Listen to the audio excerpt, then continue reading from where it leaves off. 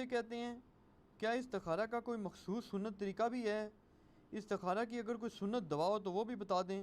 آج کل پیروں فقیروں نے جو آن لائن استخارہ کا سلسلہ شروع کیا ہوا ہے یا ٹیلی فون پر، اس کی کیا شرعی حیثیت ہے؟ اس کی شرعی حیثیت یہ ہے کہ یہ آن لائن ہے اور ان کی لائنیں کٹی ہوئی ہیں اللہ سے۔ تو استخارہ کا تو کنسیپٹ ہی بالکل ڈیفرنٹ تھا، انہوں نے پتہ نہیں کیا بگاڑ دیا، انہوں نے تو مستقبل کی خبریں دینا شروع کر دی ہیں اس کی بنیاد کے اوپر۔ میری شادی ہوگی نہیں ہوگی، میری نوکری لگے گی نہیں، میرا ویزا لگے گا یا نہیں۔ استخارہ یہ تو ہے ہی نہیں تھا، وہ استخارہ تو صرف اللہ سے مشورہ تھا، اور مشورہ اس فارم میں کہ جو میں یہ کام کرنے جا رہا ہوں نا، اگر میرے حق میں بہتر ہے تو ہو جائے، نہیں بہتر تو نہ ہو۔ یہ تو معاذ اللہ یعنی انہوں نے اس کی شکل ہی بگاڑ دی ہے۔ لیکن معذرت کے ساتھ ہمارے مسلمان اللہ سے کبھی یہ مشورہ نہیں کرتے کہ یا اللہ بہتر ہے تو ہو جائے، نہیں بہتر تو نہ ہو، کہتے ہیں یا اللہ بہتر ہے یا نہیں ہے ہو جائے۔ تو یہ تو استخارہ نہیں ہے، استخارے کی بنیاد ہی انہوں نے جاڑی اکھاڑ کے رکھ دی ہے۔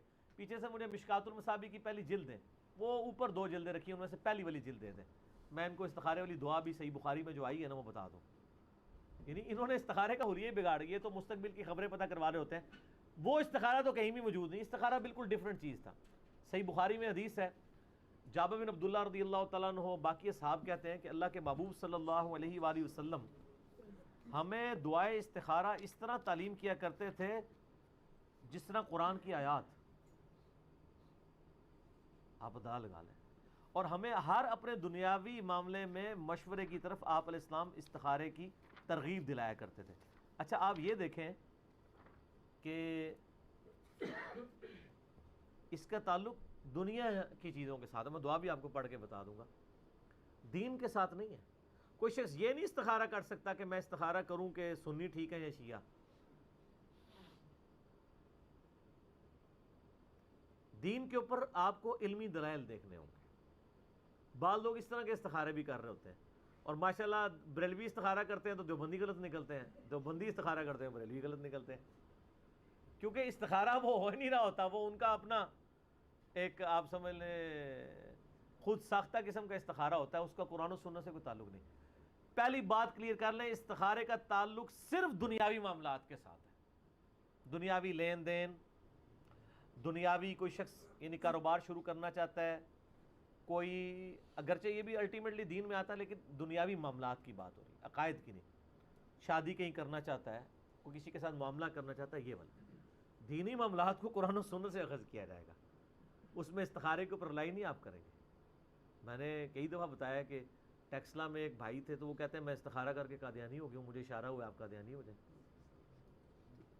اور یہ تو بہت چھوٹی چیز ہے۔ لوگ تو خواب میں نبی علیہ السلام کے اوپر یہ بات کر رہے ہوتے ہیں کہ نبی علیہ السلام خواب میں ہیں، انہوں نے کہا کہ فلاں ٹھیک ہے فلاں غلط ہے، دوسرے کہہ رہے ہوتے ہیں جو فلاں غلط ہے جب وہ خواب دیکھتا ہے وہ کہتا ہے نہیں یہ فلانا جڑا ہے نا وہ غلط ہے، اسی تو ٹھیک ہے۔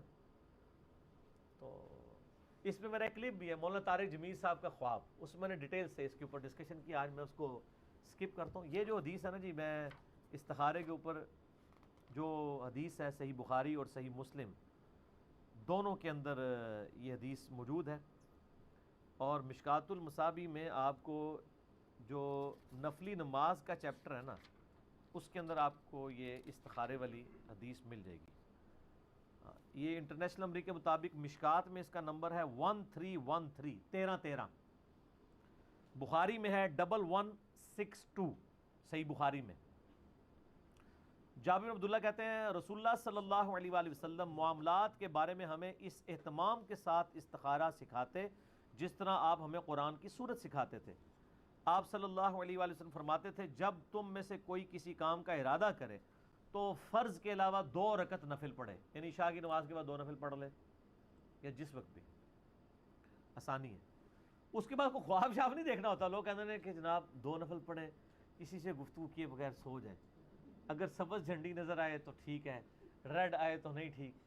سر یہ کہیں بھی دنیا کی کسی حدیث کی کتاب میں یہ بات نہیں لکھی ہوئی، کوئی جھنڈی جھنڈی نظر نہیں آنی، کوئی خواب کی گارنٹی نہیں ہے کہ خواب آنا ہے، صرف یہ ہے کہ اللہ تعالیٰ اس معاملے کو آپ کے لیے آسان کر دے گا یا اس معاملے سے آپ کو دور کر دے گا، وہی دعا کے اندر ہے۔ استخارہ صرف دعا ہے کہ یا اللہ مجھے بتا دے اس مسئلے میں، اگر میرے لیے حق ہے تو یہ حق کر دے، اگر یہ باطل ہے تو مجھے اس سے دور کر دے اور اس کو مجھ سے اور مجھے اس پہ راضی بھی کر دے۔ اس کے لیے آپ کو کوئی بیل کی آواز نہیں آنی، کچھ بھی نہیں آنا، یعنی وہ معاملہ خود بخود، یعنی آپ رشتہ کہیں کرنے جا رہے تھے، آپ نے دعائے استخارہ مانگ لی، تو اگر وہ آپ کے لیے بہتر نہیں تھا تو انشاءاللہ وہ رشتہ ٹوٹ جائے گا۔ لیکن اگر آپ یہ کہیں کہ یہ رشتہ ہو ہی ہو، اس کے لیے دنیا کا کوئی استخارہ ایگزسٹ نہیں کرتا، کیونکہ استخارے میں تو آپ اللہ پہ ڈال رہے ہیں نا کہ یا اللہ اگر بہتر ہے دین، دنیا، آخرت اور معیشت کے لیے، یہ سارے الفاظ آئیں گے۔ تو فرض کے علاوہ 2 رکعت نفل پڑھے، پھر یہ دعا مانگے۔ دعا سن لیں آپ، ورڈ بائی ورڈ آپ مشکات سے دیکھ لیجئے گا۔ اللہم انی استخیرک بعلمک واستقدرک بقدرتک واسألک من فضلک العظیم فإنک تقدر ولا اقدر وتعلم ولا اعلم وانت علام الغیوب اللہم ان کنت تعلم ان هذا الامر خیر لی فی دینی ومعاشی وعاقبت امری فاقدرہ لی ویسرہ لی ثم بارک لی فیہ وان کنت تعلم ان هذا الامر شر لی فی دینی ومعاشی وعاقبت امری۔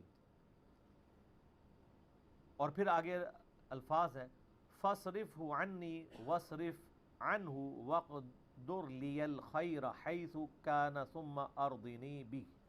زبردست الفاظ ہے۔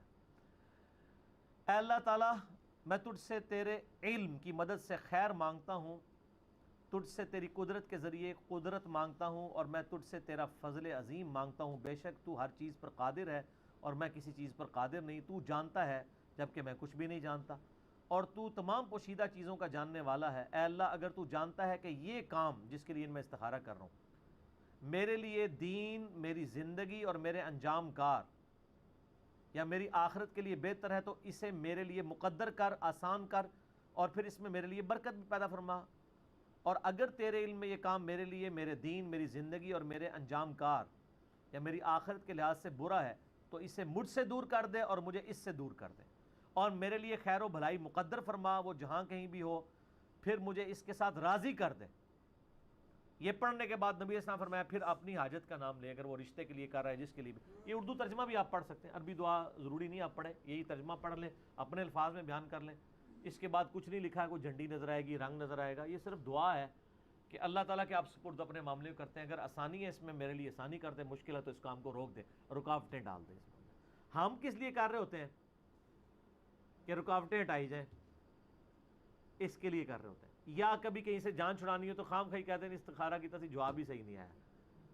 صحابہ کو تو کبھی جواب نہیں آیا استخاروں کا، یہ آپ نے خود کہانیاں بنائی ہوئی ہیں۔ اور آن لائن استخارے تو آپ کو پتہ ہے وہ تسبیح سے بھی استخارہ کرتے ہیں، وہ باقاعدہ انہوں نے تسبیح ہاتھ میں پکڑی ہوتی ہیں، وہ نا، یہ ہم نے خود بھی چونکہ دیکھے بھی ہوئے ہیں، کیے بھی ہوئے ہیں، اللہ کے فضل سے، اللہ معاف کرے۔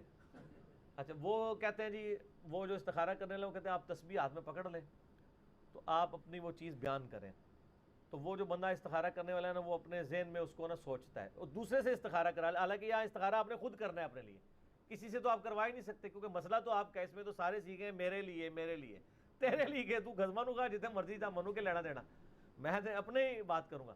تو وہ پھر استخارہ جب کراتے ہیں نا، یہ جو آن لائن استخارہ ہے نا، وہ اس طرح ہی ہو رہا ہوتا ہے، وہ پیچھے بیٹھے ہوئے تسبیح پکڑے ہوئے ہوتے ہیں، وہ اگر تسبیح کہتے ہیں ایسے ہل پڑے تو اس کا مطلب ہے ہاں، اور اگر ایسے ہلے تو اس کا مطلب ہے نا۔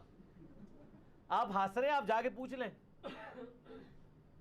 نہیں ہلتی خود بخود ہے، وہ تو یہی کہتے ہیں خود بخود ہلتی ہے، ہل پڑتی ہے ویسے۔ اچھا پتہ کیوں؟ ظاہر ہے یہ کتنی دیر آپ سیدھا اس کو پڑھ کے رکھیں گے، ہلکا ہاتھ جنبش کھا ہی جاتا ہے نا، کہیں نہ کہیں جائے گی۔ ہاں، تو باقی ان کا تو کوئی اعتبار نہیں ہے، جو بھی ایسے کر دیں، اس کی کچھ کرنے کی ضرورت نہیں۔ میں آپ دیکھیں، میں آپ کو یہ ہاتھ ہلائے بغیر اس کو ہلا کے بتا دیتا ہوں، یہ دیکھیں، آواز ہل رہی ہے، نہیں میں ہلکی سی جنبش دے رہا ہوں، وہ آپ کو نظر نہیں آ رہی، ٹھیک ہے؟ تو وہ اس طرح استخارے ہوتے ہیں، یہ سب کا سب جو ہے نا وہ دھندا ہے پیسے کمانے کا۔ استخارہ کچھ اور چیز تھی، وہ اللہ سے دعا تھی اور مشورہ تھا۔ مشورہ یہ نہیں کہ اللہ نے جواب دینا ہے، جواب اللہ نے پریکٹیکلی دینا ہے کہ آپ کو اس کام سے دور کر دینا ہے یا وہ کام آپ کے لیے آسان کر دینا ہے، اور کوئی طریقہ نہیں ہے، ٹھیک ہوگا جی؟ لہٰذا یہ استخارے والوں سے بچیں، اور میں آپ کو بتاؤں یہ انتہائی ناپسندیدہ چیز ہے کہ وہ اس طریقے سے غیر شرعی افعال کرے اور مستقبل کی خبریں پتہ کرواتا پھرے۔ اچھا علی بھائی، اس میں جاوید ہیں تو آپ سے تھوڑا سا اپنا ایکسپیرینس اگر شیئر کروں۔ ہاں جی کریں۔ یہ